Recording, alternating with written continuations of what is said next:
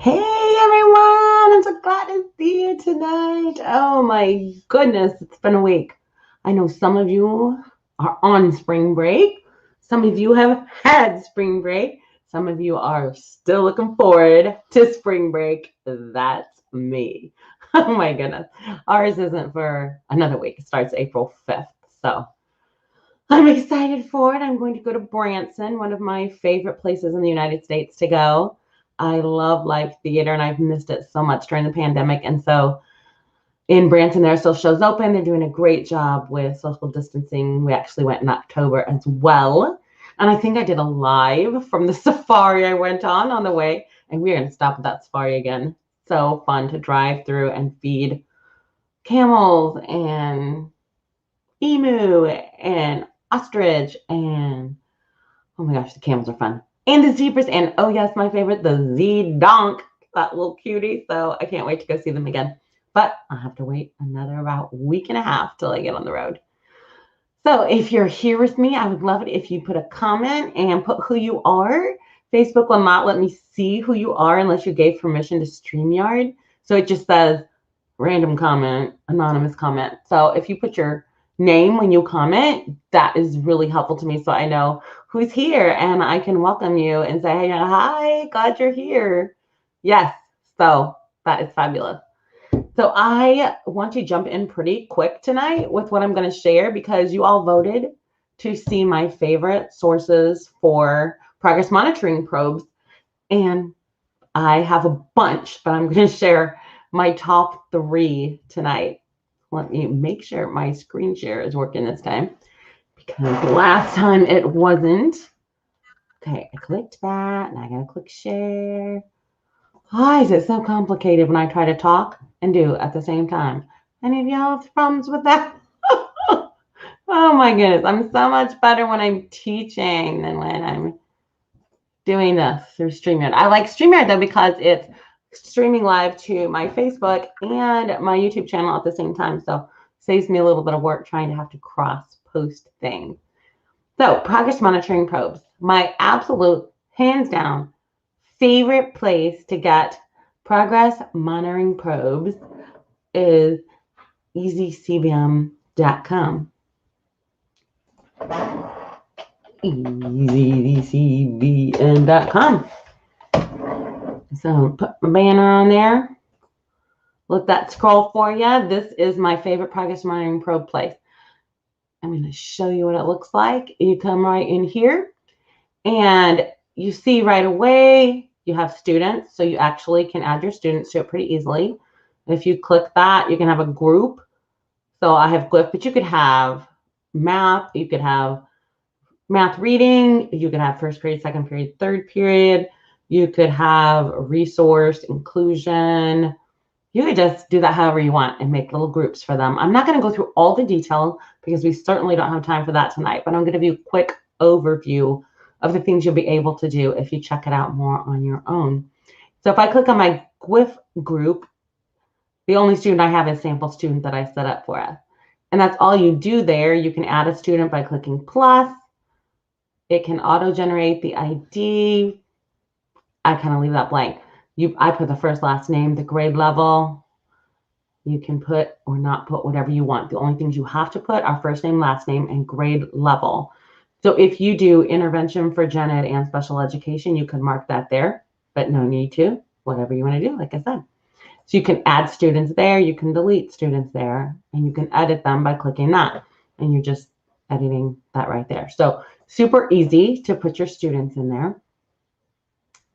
I think if you pay, they have a $39.99 yearly payment to get a deluxe version. I have never used the deluxe version. I only use the free version. But I think if you pay, you might be able to like upload your CSV and things like that. So that would be something you'd have to check into if you're interested. If I go back to my dashboard, the 2 most important parts are the measures and the reports. Interventions is only available if you're on the deluxe, and that is where you can like upload interventions that you're trying to make progress on the goals that you have. I've never done it that way, but I will show you how you can still document your interventions even in the free space. The measures we have is the most powerful part. It goes from kindergarten through 8th grade. And each grade level has ELA. I don't know why they just call it reading, because it doesn't feel like all reading to me sometimes, but they have reading and math for all grade levels. So if I'm on kindergarten, I'm starting down here with letter name probes, letter sounds, phonemes, and like that. So then when I go up to a higher grade level, so if I skip up to third, now I've got word fluency plus passage fluency plus reading comprehension probes. And then I've got the different strands for my math in each grade level. And you can see there's usually about at least 9 for each grade level until you get up to 7th and 8th. And I believe there might only be 3 to 5. The fluency has plenty for 1 a month, but see, the multiple choice only has 3.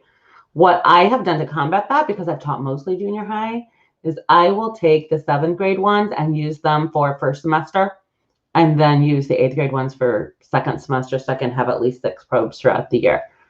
It just will throw off your norming. And speaking of norming, I don't want to forget to show you that when you click on this report button right here, you got right here progress monitoring scoring guidelines. This is the coolest piece. It's all standardized. And so you have this report you can scroll through, and you can see the actual standardized scores for percentiles for fall, winter, and spring for every probe that they offer in this. So this is the kindergarten one, has phoneme segmenting, letter names, and then math, the NCTM math measures, and the CCSS math measures if you use either of those. So whichever one you want to work on for that. Whatever probes you use, there's even a Spanish that you can get. It looks like, I didn't see that. Maybe you have to click something, or maybe it's on the deluxe. You might not have access to all of this on the free version. But you have these norms access for everyone, so you can tell standardized scores where your students fall. And you know, administrators, all of that data, and it does help us see where our kids are functioning compared to other kids of their same grade level. You see this is all the way through 5th grade, clear to 8th grade. Have all of the norms for each grade level for everything that's offered. So that's a super, super helpful thing right there. Again, that was under the reports. So back to the measures. What happens is if you create a class, then you can actually assign the comprehension online. You can click this little button, and then the students, when they log in, will see the passage you assigned and read a story. This one's called Basket Bets, and then answer the questions that are there. After they're done, you can show them just as thank you, you're done with the test, or you can show them their overall score or detailed scoring, whatever you find works best for you. If you don't want to do it online, you don't have to assign it then you just print it off.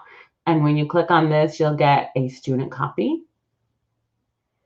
that is for the student to read off of. There's the story and all of the questions. So you could print it. You do not have to do the online version. And then there's a place for you to enter the scores if you do it like that. And so then this is the date they took the measure, because I just clicked that. It's March 25th. And then I'm going to put my measure, and I have to say which one they did. And then I know the scores here.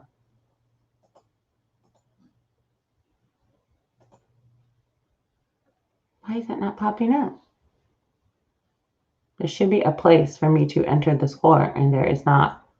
So I don't know why that's not popping up today. That's something new to me that I'm seeing tonight for the first time, that usually it just opens up for you to put that. But also what's in there when you say report scores is the teacher copy of that reading passage that has how many words are on each line, so that when you're doing the fluency, you don't have to add all of that up. And that's for you to mark on while they read. So yeah, that's very strange. I'm not sure why that's not there. Maybe there's a glitch in the system right now. So going back to the measures, again, the way I do that, I get for reading fluency, I have a student copy and assessor copy. For the reading comprehension, I just have a student copy, or they can take it online. You can actually preview what this is the way the student would see it. And I like the way they can change the size of the font. It helps a little bit. I wish they could change background color, but they do not have that capability. And they get through the story, and then the questions look like this. And they will answer it and go to the next. But the story stays present the entire time for them to go back and look at. So that's what the reading comprehension looks like. Showed you a little bit about the reading fluency. Then there's the math measurements, and this is kind of what a student copy looks like. This is 7th grade geometry measurement. If they take it online, it automatically scores for them. So many good measurements in there. And then when they're done, you have access to these reports, which remember under the report button, that's where you get those progress monitoring standardized scores. And I click on individuals. I like to look at it that way at the best. And then here is my sample student who's done 5 tests and has some goals and interventions. If I say view all the individual records, now I can see each test that they took. So they did a letter name and they got 89% accuracy. And what's going to happen over time, if the student takes the same level, like the 4th grade level story here, and then they take another one that's 4th grade level, then this graph is going to build and show their progress for each date that they took up. I don't have that type of data. I just had one of each entered. But you also can click this view button, see the exact scores that the student got, which ones they missed, which ones they got right. So it can help you dig a little deeper to find what intervention you truly need to look at. And then when we go back here, got my individuals, and I've got each student, if you have them all listed, will have a box on this page. And this is where you can sneak in some intervention steps.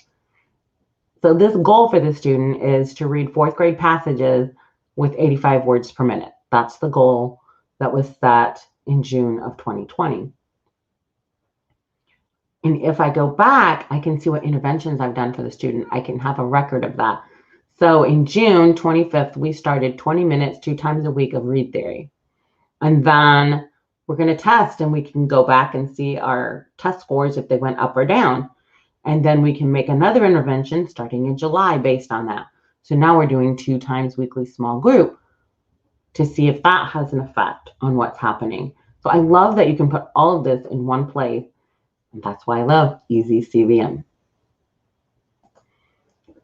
So EasyCVM.com, that was my first tip for you. The second thing I'm going to share is quizzes. And some of you may have heard of that. So I am going to put that up. It's quizzes. Oh, I always spell it wrong. Let me get to the right website. It's quizzes.com, but quizzes is spelled, sorry, Quizlet. I'm not even doing quizzes. I'm doing Quizlet.com tonight. I do love quizzes too, but for different reasons. So Quizlet.com. Up there, this is my second tool that I like. And the reason I like this is it sort of like fills in the gap of spelling. It's so hard to find spelling probes for kids that they can do fairly independently and not need the teacher there right there all the time. And so I have, hi, hey, if you're here, again, like I said, make comments. I appreciate it. Keeps me going, lets me know if you like what I'm teaching. Everybody needs a little thumbs up now and then, even me. We have in Quizlet, you can type spelling words and it can say it. You can voice record it so the students can actually take individual spelling tests without having to have the teacher there. So this is my spelling words set that I've created in Quizlet.com. You can add classes. There's a free 30-day trial to the Pro, which gives you a little bit more data. But again, you can see what you need to see in the free. Depends on how often you use it, if it would be worth the data. Now, if you need pictures, the free version allows you to put a lot more pictures onto your flashcards than the free version does. And it also takes away these lovely ads that just came up at the side. But I've never seen an ad that's not school appropriate. So I use the free at my school and it's been perfectly fine. So there's a version here called Spell. I have my flashcards set. I can flip through them. These are my flashcards. If I click to see the other side, now I like drinking orange. Oh, that must be juice. And I try to spell juice. So I have two-sided cards. You can put whatever you want on each side. But then when I click spell, it's going to give me spelling test. And I type what I hear. Now, I also can see the picture to help me. But when I click this, I can hear it. I'm not sure if the volume will work through StreamYard, so we'll find out. Spoon. I don't know if you heard or not, but it just said spoon. But if they didn't hear it, they've got a visual clue, because this isn't about guessing what the word is. This is about seeing if they can spell it. And they just type the answer there. Say they do that. Tells them it's incorrect. And then it spells it out loud and showed that visual color-coded clue. I love it. I'm going to get it wrong again so you can see that again. Spoon. S-P-O-O-N. And so they're getting visual and auditory feedback for all of their words, which has really helped a lot of my kids make good progress in spelling. So that's Quizlet. You have to learn how to use it, but I wanted you to see the cool stuff you could do with it. And the last one I want to share today is for Matt. My hands down favorite place to go for, they're not really probes, you have to set it up. It's khanacademy.org. I love it. One of the things that makes Khan Academy so special to me is I can set up a problem set. I can't talk and spell, so let me type khanacademy.org. I can set up a problem set in Khan Academy. It will either have 4 problems or 7 problems. That's given. You can't decide how many problems you have. But if they get them wrong, they can retake it again. And every time it gives it to them, it randomizes questions. So if there's like 4 questions it's going to give them, then there's probably a bank of 25 to 30 questions that Khan is pulling from. So they don't see the same 4 questions every time, which means they're actually learning how to do it. And Khan gives video hints and step-by-step solving hints for the problems to show the kids how to do the work that they missed. And my students are excelling doing math practice with Khan. I absolutely love it as my math curriculum, but I also love it for progress monitoring because I don't have to redo it every time. I just say, go take that again and get the score out of it. So I'm going to go to that website and show you. So here's my dashboard for Khan Academy. And then I'm going to pull up, let's see. Oh yeah, this student is not a real student. This is a fake class I set up. So I can show you this. And when you go to your class, you have this. The power is in the assignments. So I can assign anything I want. This is on a 6th grade curriculum, but I don't have to stick with that. I can literally assign anything I want to this class just by searching. But right now I'm going to stay with the 6th grade because that's what we were working on. And let's say that the IEP goal is to do arithmetic operations, add, subtract, multiply, and divide with decimal. So I'm going to pick this, let's just say add and subtract with decimals in order to make this easiest right now to show you. So I'll go on adding and subtracting decimal. This one's word problems. Don't want that. So I'm adding 3 decimal. I click that over there to assign it. And then I could come down here and choose adding, subtracting the decimal. So I want to do that same thing. Subtracting, we'll go to the thousands. They don't have it exactly the same. So this is going to give me either 8 or 14 problems. I can see what that's going to be. Oh, sorry, I got to get the one that's the assignment. I should have showed you that. If there is an arrow next to it or a triangle, this is a video instruction assignment. The ones that are graded have the pencils. So those are the exercises for the kids to do. So you click on that and then you assign it.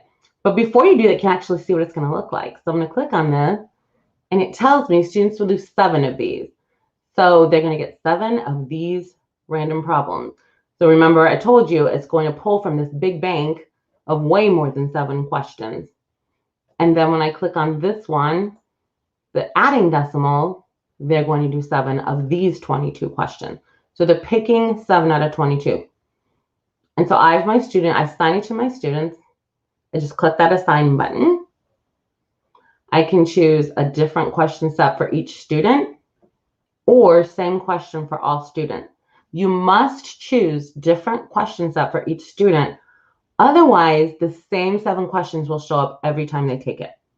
So in order to randomize it and use this assignment for each time you want to progress monitor this, you must choose different question set. And then you can say that this is going to be due tomorrow. They're going to do it in class tomorrow. I can assign it to all students or just certain ones if I have my class set up with multiple students. And then I assign it. After I assign it, I can go here and see it on my scores. So when the students log into Khan and take that assignment, their score is going to show up right here. It's going to have their name and have that assignment that I put on it. Now, this had some other random assignments in it, so you can't see everything. And the one I just added, we put March 26th. So they're in date order. There it is. This is the subtracting decimals, and this is the adding decimal. But let's say we were checking equivalent expressions so that I can show you what the score looks like. I've got 100%, but I also can click on that and view this beautiful report.